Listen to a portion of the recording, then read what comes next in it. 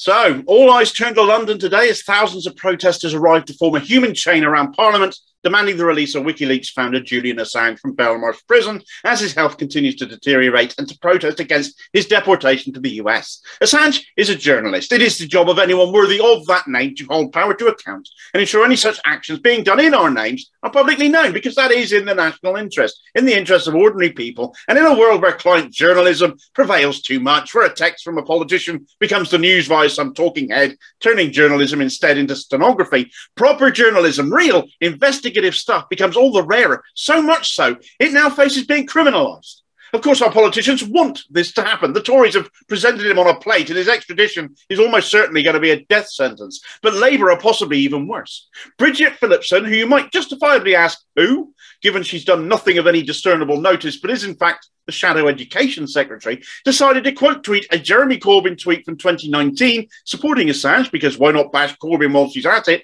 saying Assange is not the victim in all of this. Those who run from justice should face the consequences. This is about the rule of law, not the politics of the accused. Well, the accused's politics are irrelevant when he was just doing his job of exposing government backroom behaviour in the public interest. When his treatment has had such a massively adverse effect on his health, all for just doing his job, he is a victim, and he's hardly running from justice when his work has blatantly been in public interest. What a shambolic excuse for a politician you are. Who on earth would notice the difference if you turned out to be a Tory instead?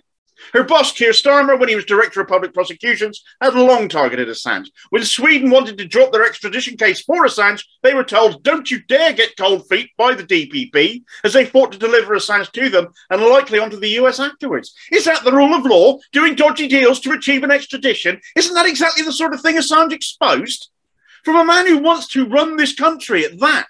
We cannot live in a world where real journalism gets punished, because all we're then left with is the news they want us to hear and not what we need to know. Sadly, it's clear no main party believes that anymore, and under the current Labour leadership, it may well worsen significantly. Solidarity to Julian, Stella, and everyone attending that protest today.